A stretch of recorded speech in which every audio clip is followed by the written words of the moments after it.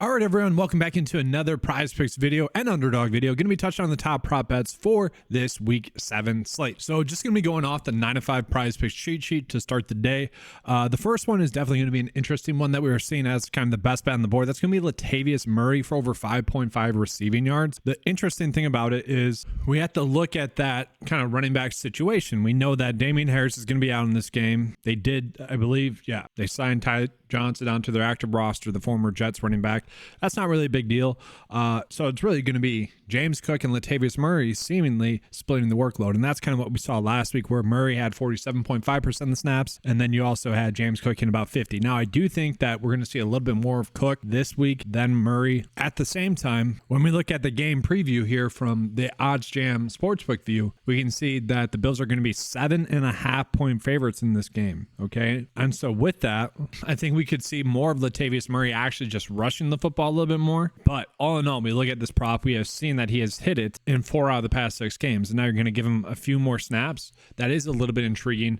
And you never know, maybe Josh Allen, can ad-lib plays, and we have seen James Cook get some pretty nice receptions because of that. Latavius Murray could be on the forefront of that as well, but it's not like Damian Harris being out is going to mean that he's going to get more receptions. It's just he's going to be on the field a little bit more, and he might just luck into 1 or 2 more targets from Josh Allen. The nice thing about that is obviously it can hit in just one play. The next one is actually going to be Desmond Ridder for over fantasy points, and we can see there's a kind of a prop line discrepancy. Now, yes, the average sportsbook line would have it set at 15.5, and they would be favored in the under there. Okay, that's pretty clear. The projection data also doesn't really like him at 12.5. So to me, given the fact that the line on Underdog is going to be 15 or probably 14.9 or something like that, I'm assuming that that's going to be the better bet for me. But at the same time, 13.5 on Prize Picks is not a bad idea, especially when we scroll down. We'll see Matt Collins is a bet that we could be making for over receiving yards. That's one of the better ones on the slate. I would say there's some correlation there. And then we also have Drake London as well at 10.5 for over fantasy points as well. That's also kind of one that pops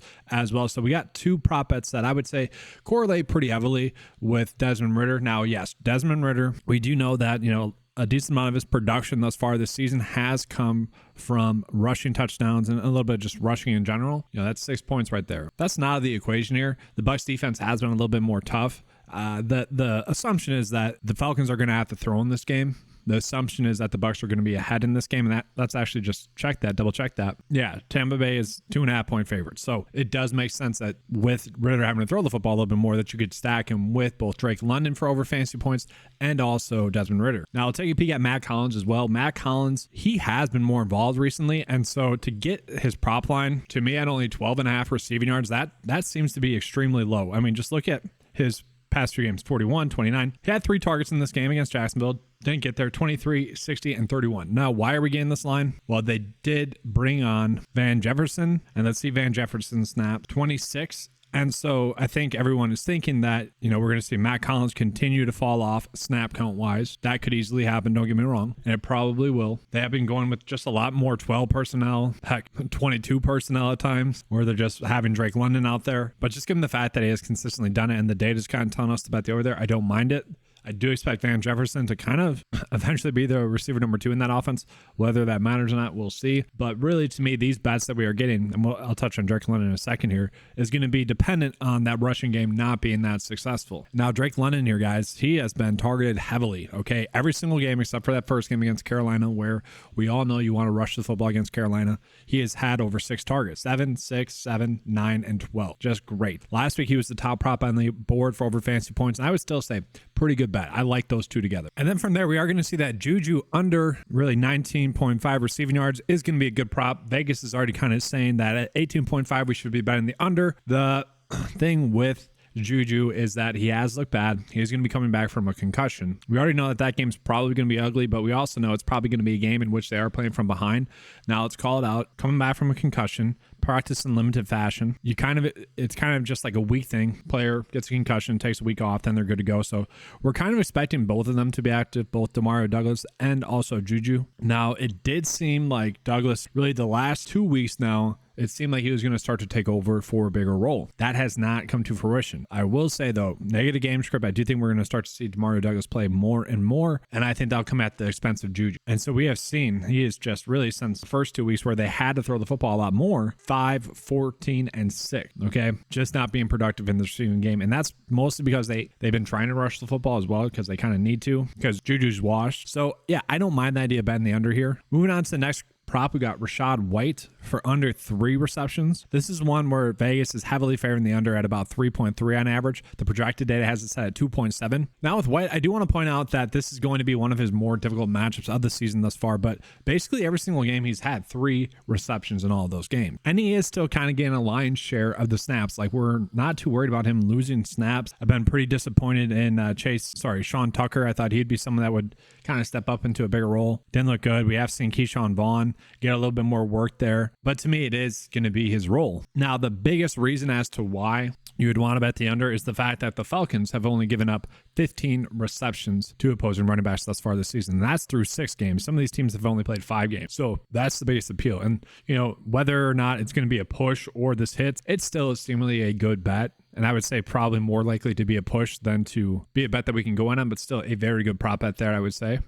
And now I pull in some just more props that we are getting on the slate. Tyson Bagent for over 1 touchdown. It's actually being favored as the under here. So this is basically being valued as a push right here is pretty much what this is telling us, because Vegas is giving about a 62% chance for him to get a passing touchdown. And I know a lot of people probably won't appreciate this take, but I thought that Bagent at quarterback was better for the rest of the offense in terms of fantasy production, just because he was more decisive with the football. Now that might lead to a lot more turnovers and whatnot. Don't get me wrong. And he's a rookie quarterback. I think they're going to scheme up some things. The defense is going to be able to scheme up some things that gets him uncomfortable. He's going to make some stupid mistakes. At the same time, those stupid mistakes could lead to him at least scoring a touchdown. And, maybe it's a little bit of D2 bias. I was a former D2 football player. He's a D2 football player. Might be biased there, but I think he's looked good. And so I don't mind that to attach to maybe you have a 5 out of 5 slip that you want to extend to a 6 out of 6 slip bet that you're trying to hit. Then you could attach that one on there knowing that it has a pretty good chance to be a push.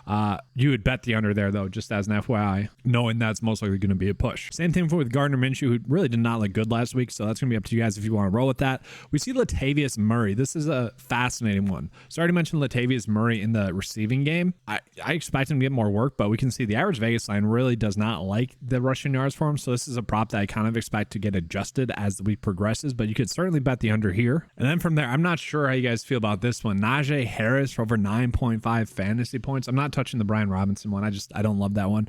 Najee Harris, this is extremely interesting. I think everyone would come to the same conclusion that Najee and Jaylen Warren both have looked really good. I shouldn't say really good. Both have looked good, but the offense does look better functioning with Jaylen Warren in there. And it's kind of come at the detriment of Najee Harris. Now, he has not scored a rushing touchdown thus far this season. The Rams have been decently good at stopping opposing receivers, especially on the perimeter. I think they're like second best in the league. So you would expect them to really try to establish a run. Now they're going to get Deontay Johnson back. That should at least help this offense out a little bit there. And if you look at it, like San Francisco, very tough defense. Cleveland, extremely tough defense. Baltimore, a good defense. Houston, a better team than everyone expected. And Las Vegas, they might actually be a decent defense. And so this could end up being one of their better matchups thus far.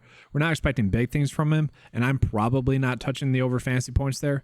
At the same time, 9.5 is not that much. If you guys wanted to, you could. The average Vegas line is having him set at 11. Now, they are probably saying that he's going to score a touchdown, so do with that what you will. From there, we see the Latavius Murray one. We got Brian Hoyer. Tyson Bagent, yeah. I would say the better bet for him, I don't know if it's a better bet, but it does make sense to bet the under fantasy points here. Now, I think this is more of a matchup thing because I do think he's going to rush the football kind of the same amount as Justin Fields. Like I said, he was more decisive as Justin Fields. If anyone was watching that game, they're going to say Fields was holding the football way too long. And then the offense kind of got a spark when Bagent got in there because he was just making fast decisions. Now, that is going to lead to him making bad decisions. Don't get me wrong. And he had a bad INT and a very sloppy fumble, but at least he was being decisive with it. So yeah, I think we can all agree like it probably would be the best idea to be betting the under fantasy score there. Kind of makes me sad. I want him to do well. Michael Wilson under fantasy score, another interesting one there. We're getting a lot of unders right now, which is crazy. Rondale Moore as well. And let's see that matchup that Arizona has. Yeah, I don't know if I agree with that, because this is going to be like the easiest matchup. Like, you want to throw the football on Seattle. That's literally what you do. I know everyone's going to be on Marquise Brown DFS wise.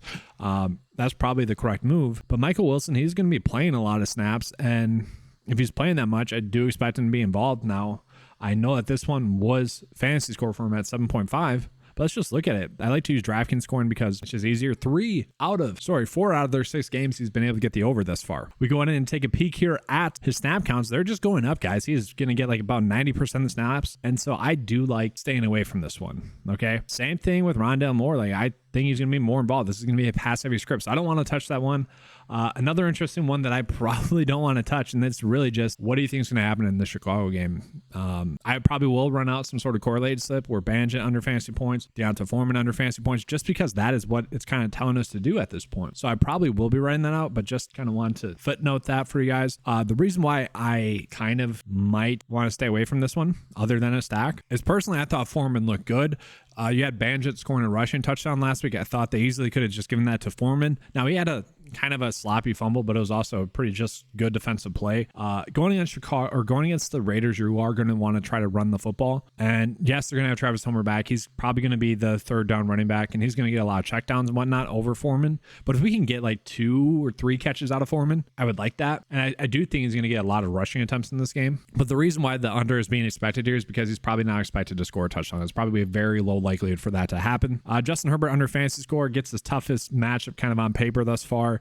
I don't know if I want to touch that one again. Russell Wilson rushing yards, another one where I don't know, I just don't like quarterback rushing yards props because they kind of seem fluky. So from there, the one that is kind of standing out would be Josh Jacobs for under 17 fantasy points. And that's just given the fact that you're looking at this game, it does seem like a matchup that Josh Jacobs should be able to go off in, right? We look at his production here. I like to use DraftKings. It's very comparable minus the bonuses that DraftKings has. But we look at this. He's only been able to get the over twice, okay? And part of that is due to him getting a lot of receptions in those games. I think with Jacoby Myers playing as well as he has, Michael Mayer be getting more work, and then also you got Devontae Adams, who really has been kind of vocal about trying to get the football more. I think we're going to see the squeaky wheel get the grease here. Like, he is going to get targeted heavily. And I don't see Jacoby Myers' role falling off. I think we're just going to see less production go to Josh Jacobs.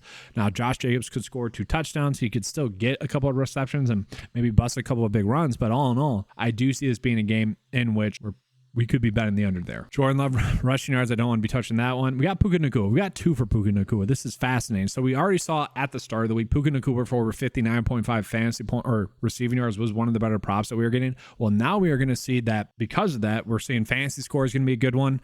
We're also seeing that at 5 receptions, we should still probably be betting the over there. The average Vegas line does have it set at 4.5, but they're heavily favoring the over. They're giving about 60% chance for that to get the over. We adjust that for the line at 5. We're seeing it has about a 55% chance to hit. And we look at Puka Nacua. I mentioned this last week. He should have had a touchdown early on in that game that he just dropped. So he would have had a push there. Like, it was just a flat out drop. And that'd be the only game thus far this season in which he hasn't gotten over or push at 5 receptions. And you look at that game against Arizona, they figured out in the second half that they just need to rush the football.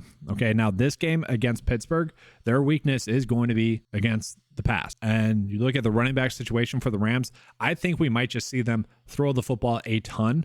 Just because we're not excited about Zach Evans. We're not excited about Royce Freeman. We're not excited about Myles Gaskin or Darrell Henderson. We're not excited about any of those guys. I don't think Sean McVay is either. Okay, I think he's pretty bummed out to not have Ronnie Rivers or Kyron Williams. So I just think we're going to see a pass-heavy script. So to me, yeah, Puka Nacua for if you want to do fantasy points, sure. If you want to do receptions, sure. I'm probably rolling with receptions a little bit more because I just think we're going to see a lot of more short yardage situations going on there. Next, Baker. Once again, I don't really want to touch those. This is one that I find interesting for Keaontay Ingram. Guys, I really thought Keaontay Ingram looked good last week. Really get the snap counts for the Cardinals last week. DeMarcado did end up with the most snaps. Then I went Keaontay Ingram at 35. And then Damian Williams actually got a decent amount of work in that game. Now we pull up that game. We are going to see that the Cardinals are going to be 8-point dogs in that one. And that's probably why we are seeing the under being favorited there. And if you guys want to roll with it, I get it. Like, to me, this is a better bet against the sports books because I do see him getting a little bit more work in this game. I do see him getting about 50% of the snaps, if not more. And so if we look at it, he had 10 in that game, and that game was a blowout. 10 rushing attempts last week. DeMarcado got 2, and he's just much more the third down running back. And then Damian Williams did get some work in that game as well. 8 rushing attempts. Probably a little bit due to Blood. It seemed like a lot of his carries came in the second half there. We'll see if he gets called up. But yeah, to me, I think we're just going to see a heavier workload for Keaontay Ingram. And then if we just look at like James Conner, every single game, I think he's going to kind of step into James Conner's role. Every single game, James Conner had been able to get over 9.5 rushing attempts. So to me, I'm probably just staying away from this one. Geno Smith in a game that they're going to try to pass the football. I don't mind that one. They can run it too. I mean, Kenneth Walker should have a good game, but we do have a little bit of a game stack here. So Geno Smith over 1.5 passing touchdowns. Good stacking opportunity there because we see Tyler Lockett also popping up there to get over 12 for a fantasy score. Obviously, if Geno Smith is going to be throwing 2 passing touchdowns, you kind of expect one of those to be going to Tyler Lockett. So this is going to be a stack that I'm going to write down. And I guess in a way, Geno Smith passing for 2 touchdowns, Tyler Lockett getting over 12 fantasy points. Then we also see Marquise Brown getting over 4.5 receptions. Then I guess I could see kind of the game path leading us to want to bet Keaontay Ingram for under 9.5 rushing attempts. But that'd be the only sense of it, is in a stack like this. Personally, that's not an individual bet that I want to go out of my way to make. Then from there, we continue on. We got Javonte Williams for over fantasy points. Now, a lot of people are probably going to like this because he gets a good matchup going against the Green Bay Packers. My worry is that I think Jaleel McLaughlin has looked really good. Now, we did see Javonte Williams only play about 34% of the snaps, and so if that continues, I actually think McLaughlin getting 40% would be highly intriguing, and I kind of expect that to continue. I was pretty shocked that P. Ryan didn't get that much work in that game, only 16% of the snaps. And guys, just as an FYI, the reason I'm using DraftKings more than like the PrizePicks screen is because they keep bouncing. The screen keeps bouncing off of the prop that I pulled up. It's just super annoying. So this is easier. We look at Javonte Williams, did have 10 carries in that game.